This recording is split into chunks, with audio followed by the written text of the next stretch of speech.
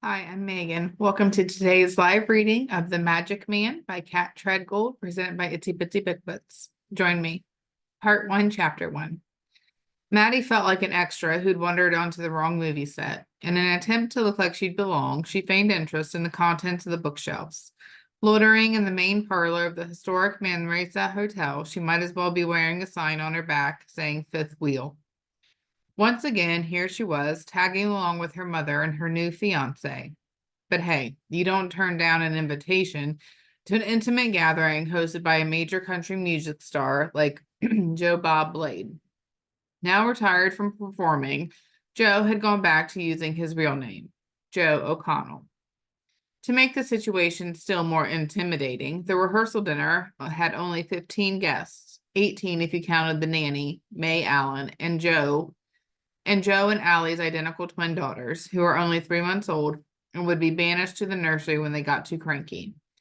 From what Maddie had observed so far, that would be soon.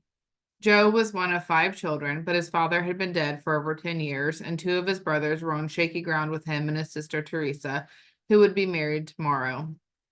Shaky enough that they had better things to do than attend their only sister's wedding. The groom was Joe's brother-in-law, Liam. A grand dame like Carrie O'Connell could not be thrilled with her daughter's choice of husband. Liam was a first-class hunk of gorgeousness who could build a house on his own, outshoot Dead-Eye Dick, and throw knives like a circus performer. Skills that meant little to a society who valued status, money, and education above all else. Maddie was only 5'2", and the O'Connells and the Ryans seemed to belong to another superior species of human. They were all tall, especially Joe's older brother, David, who had to be 6'5". No wonder they named the family business Big Paul's Outfitters, after the mythical lumberjack Paul Bunyan. Every last one of them was larger than life and gifted with jaw-dropping beauty. Joe's father must have looked like Cary Grant. Joe and David both had a similarly eye-catching cleft chin. His mother, Carrie, was a famous beauty in the Grace Kelly mode and aging with all the grace money could buy. The party's downstairs, a bass baritone voice boomed, making her jump. She looked up, way up, into the wide Mary sea green eyes of David O'Connell. The lyric, "You get no sleep when you sleep with sheep," popped into her head. David was a dead ringer for the eldest brother in the movie version of Seven Brides for Seven Brothers, with his bold features and close-cropped, bristly auburn hair and a dusting of beard. "I was just scoping out some reading material," she said, straining for a valid excuse to avoid the cocktail hour. David scratched his head. "You're staying at the compound, right? They don't have anything interesting on the bookshelves there?" "I might be a guest here someday." Talk about digging the hole deeper. "Just admit you're escaping the party." She didn't blush or cower, though inwardly she was doing both. Her acting training was even more useful off stage. Never appear nervous unless the part calls for it. With a wry smile, she admitted, "This is your family, not mine. You're all a little intimidating." She pointed at a book. "So what's with all the Reader's Digest condensed books? Did someone sell off their entire collection?" David's grin brought the adjective practical to mind. "I imagine your average person isn't a fast enough reader to get through an unabridged novel during a 3-day stay." "What, you're too much of a snob for Reader's Digest?" "Not at all. This shelf has led me to reevaluate my reading habits. I remember the plot of a book for a few months, but ultimately I only recall whether I liked it or not. Maybe I should stick to abridgments. Done well, they keep all the best parts. I could appear a lot more well-read." He responded with a gratifying laugh, a rich, thrilling sound. With a decent ear, he'd have a wonderful singing voice. "Besides," she went on, "you gotta admire the person with the cojones to Kill a Mockingbird. That book is a masterpiece. Seems like sacrilege to cut anything." "What about The Way of All Flesh? I've seen it in several of these anthologies." "Have you read it?" The suggestion seemed to amuse him. "No, other than nonfiction and magazines, I read mostly thrillers." The suggestion seemed to amuse him. "No, other than nonfiction and magazines, I read mostly thrillers. No classic fiction that wasn't assigned to me in school." It's not erotica, you know. The way of all flesh refers to death. It's an oldie, but a goodie. I liked it, but you don't remember what it was about. Nope. They both laughed. There's a song called A Trip to the Library in the musical She Loves Me that refers to that book. I was curious, so I read it. You were in the musical? Yes. She decided not to elaborate. David didn't need to know that she had played an ignorant, good time girl who meets a nerdy and intellectual and gives up her slutty ways. David, though hardly nerdy, was super smart. You had to be brilliant to finish medical school by the age of 24, 1 year younger than Maddie was now. Then he had gone off to Africa, selflessly dedicating himself to helping the needy. Funny, he didn't look like a saint. She would have guessed the opposite. Come with me. The way he beckoned wasn't reassuring. The man was just so formidable. She felt like a stray dog following an animal control officer into a trap. We're nice when you get to know us, really. Even your mother. He considered the question a hair too long. Her too. Recently, she's had to rethink her goals in life. That can be painful. We need to cut her some slack. As they walked through the hallway to the other side of the building, Maddie wondered why they'd chosen this venue for their rehearsal dinner. Manresa Castle was a nice enough Victorian hotel, but when you had the big bucks, why not go way fancier like the Four Seasons in Seattle? Still, this place had great ambiance, and it wasn't as if Port Townsend offered anything equivalent to the Four Seasons. Occupying an entire block, the Manresa was a rich businessman's attempt to recreate a Prussian castle, with its cream-colored stucco and black mansard roof, turrets and all. It hadn't stayed a private residence for long. After the businessman died, the building remained vacant for a time and then served as a Jesuit seminary before being converted into a hotel. Maddie had no idea what the rooms were like. She was staying 20 minutes from town at the O'Connell compound, 4 acres of beachfront property that centered around a graceful, modern, colonial-style mansion. The compound included guest houses, a separate gym, a recording studio, a fenced-in vegetable garden, and a large flagstone terrace with a killer view of the Strait of Juan de Fuca. Manresa Castle displayed books in every common room, but the room called the library had been rearranged to accommodate a long dining table. She stood at the entrance to take in the crystal chandeliers, velvet curtains, gleaming wood-paneled walls and ceilings, long Persian carpet, and portraits of the original owners, or were they people that from that period whose portrait had ended up in curio shops? Maddie tugged up the bodice of her flimsy little black dress with its nipped-in waist and low-cut neckline, hoping it wasn't too revealing. Due to her short stature, she was easily overwhelmed by too much fabric and never wore skirts longer than knee length. Dwarfed by David, she regretted her decision to wear flats.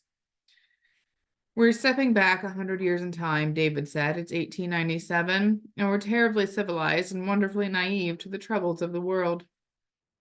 You just returned from Africa, right? Yes. Seeing how the question made him shut down, she didn't push it.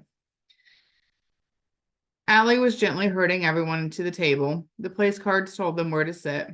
Joe's wife was every bit as kind as he was. No surprise, her origins being even humbler than Maddie's. She and the groom Liam were twins and former foster children.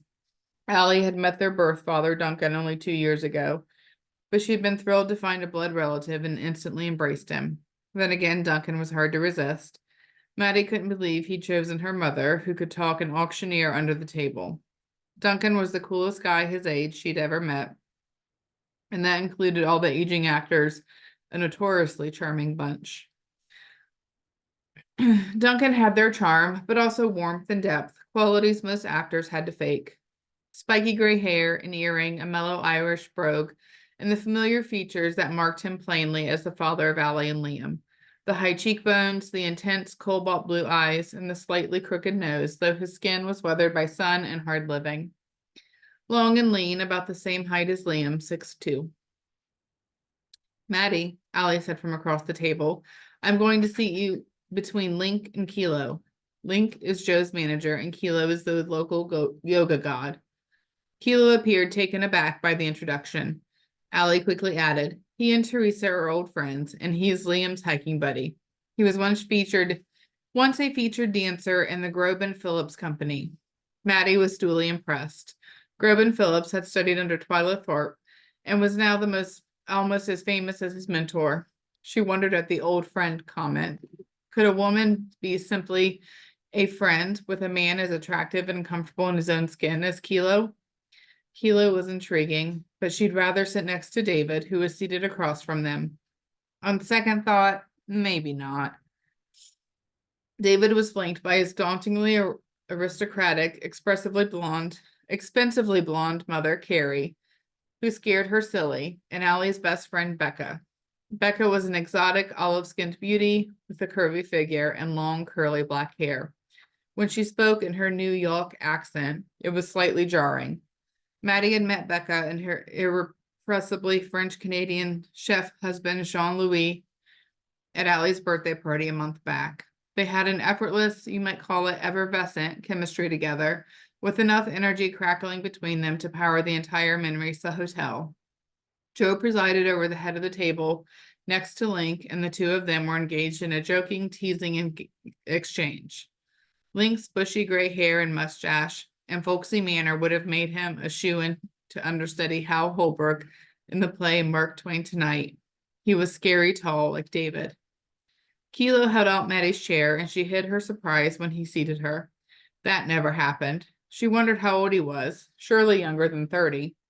Guys of her generation rarely did things like open doors for you, kiss your hand, or pull out your chair. Well, actors did. Charm was part of an actor's arsenal. They called it schmoozing. You were always kissing up to someone, agents, more established actors, directors, stagehands, costumers, fans, potential fans. In other words, everyone. You never knew who would recommend you for your next role or put itching powder in your costume if you crossed them. Kilo's gentlemanly gesture inspired instant distrust. David, she heard Carrie say, when is Sylvia coming to visit? David didn't reply immediately. Who is Sylvia? Maddie thought. Clearly disgruntled, David dragged his fingers through his short thatch of auburn hair. She is a sister and brother-in-law in Portland. She promised to spend Christmas with them. Her plan is to arrive in Port Townsend the day after and stay through New Year's. Colleagues didn't spend the holidays with you unless they were really good friends. Dismayed, Maddie realized her glass was empty. Another? Kilo asked, already pouring. She thanked him with a polite smile, one ear still cocked at David and Carrie. She heard, Mom, I have no idea where the relationship is going. I haven't ruled out marriage, if that's what you're getting at. You know why. Last we spoke, the ball was in her court. She didn't catch Carrie's response because Kilo was vying for her attention. She'd heard enough, unfortunately. David was taken. With a disappointed sigh, she turned to Kilo. He did have beautiful dark eyes and really long eyelashes. Like many Eurasian men, he had a unique appeal. His skin appeared to be almost poreless, and there was that androgynous thing. Not that Kilo wasn't manly. He was a lot taller than she was, and she'd bet he looked fabulous naked. Allie says you're an actress. Ah, her least favorite controversial opener, usually followed by, what have I seen you in? Not a successful one, she replied. I got my equity card last spring doing a theater for young audiences tour. What was the play? A 1-hour adaptation of Charlotte's Web for kids. The musical score was kind of stupid, but the costumes were fun. The way he zeroed in on her was flattering, though she should know better. Most actors that could do that super attentive listener role convincingly for a short period of time before they switched the subject to themselves. I can't recall much of the story, he said, though I don't see you as a pig. She laughed. I was the girl, Fern. I would have loved to be Charlotte the Spider, but I seemed to be typecast as a young girl or boy. My height, you know. He gave her an appreciative sweep of his dark eyes. I can see you as a beautiful boy. His gaze stopped at her breasts. Almost. I bind them. Her blunt response made him blush, a reaction that surprised her. She self-consciously fingered her short blonde curls. Her mother had dyed her hair the exact same color, as if they were in competition. And as a matter of fact, I'll be playing a boy in my next part here in Port Townsend, Shakespeare's A Midsummer Night's Dream. There was something odd about his smile. How great is that? Decent pay? Not exactly, she said, fairly sure he was coming on to her. Maybe that was okay. It's a Lord D theater, better than non-equity, but hardly a living wage. He nodded. He didn't ask, so she didn't bother to explain that it was the lowest paid of the union houses, with a mix of equity and non-equity actors. The show will run Thursday through Sunday for 3 weeks in February. They'll extend the run if they can sell enough tickets. Rehearsals begin shortly after New Year's. And your Puck? Heart-shaped faces look great in short hair. I can totally see you as Puck. Interesting. A dancer who knew his Shakespeare. Maybe he'd seen one of the movie versions. They were serving the main course, a choice of grilled salmon or chicken, since no one was vegan or, she gathered, vegetarian. Kilo and she both chose salmon. Wait, he was pouring her another glass? She vowed not to drink it. Wasn't this her third? That was about her limit. This was when her mother butted in. You teach yoga? I own a studio on Lawrence Street, Kilo responded, making the distinction between mere instructor and owner for Maddie's benefit, no doubt. Maddie smiled to herself. She was warming to the idea of Kilo. Leave it to her mother to talk about the types of yoga she'd tried. Yoga injuries, hot yoga. Kilo listened patiently and only chimed in when he couldn't avoid it. Reddening, Maddie cast a helpless look at Joe, whose eyes twinkled in sympathy. David and Carrie seemed oblivious, though David did catch her eye and held her gaze for a disconcertingly long moment. What was he trying to tell her? She applied herself to her salmon and then tuned in to the other conversations within hearing distance. I have a view on a building at the edge of town, Jean-Louis said in his heavy Quebec accent. If I can negotiate a good price, we'll begin renovations after New Year's. A building with a view? Carrie asked, confused. It does have a nice view of Port Townsend Bay, Becca said, but he means that he already has his eye on it. Port Townsend already has a high-end French restaurant, but we're betting there's also room for one featuring wild game and seafood. Joe and Liam are investors.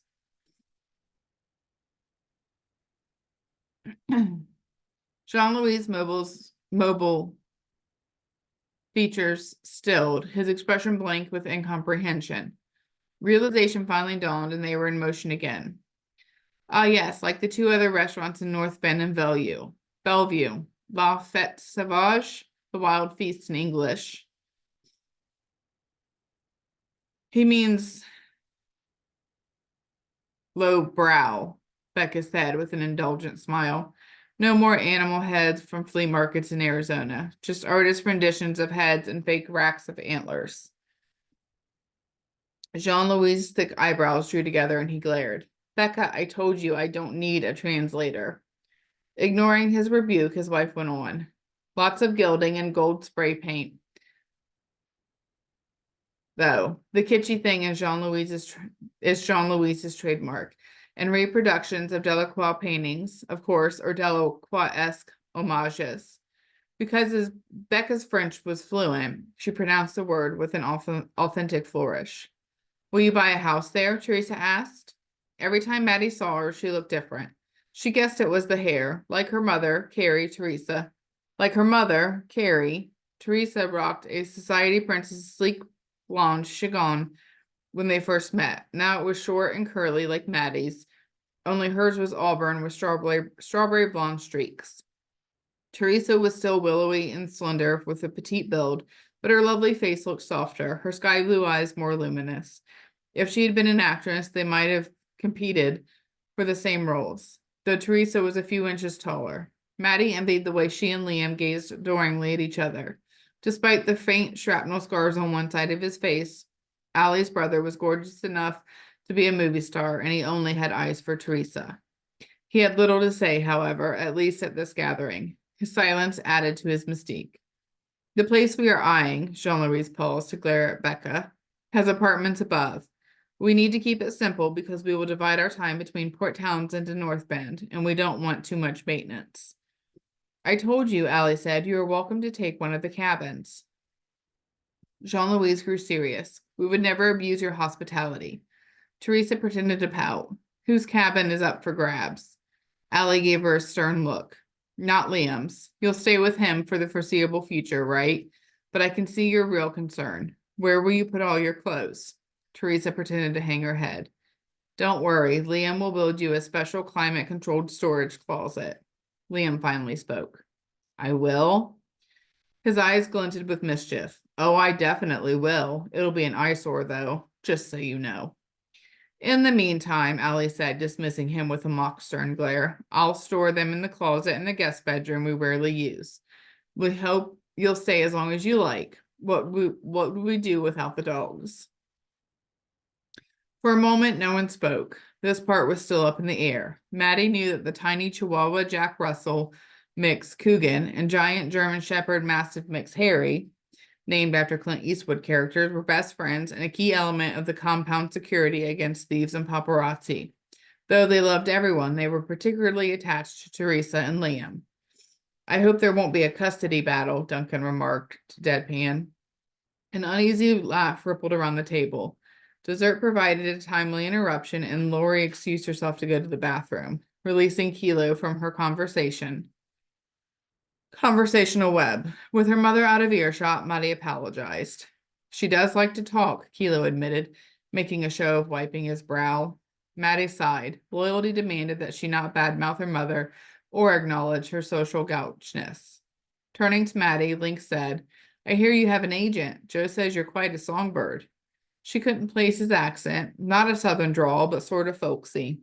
He grew up in Port Angeles, but most of his clients were based in Nashville. She's pretty good, I guess. This is my second agent.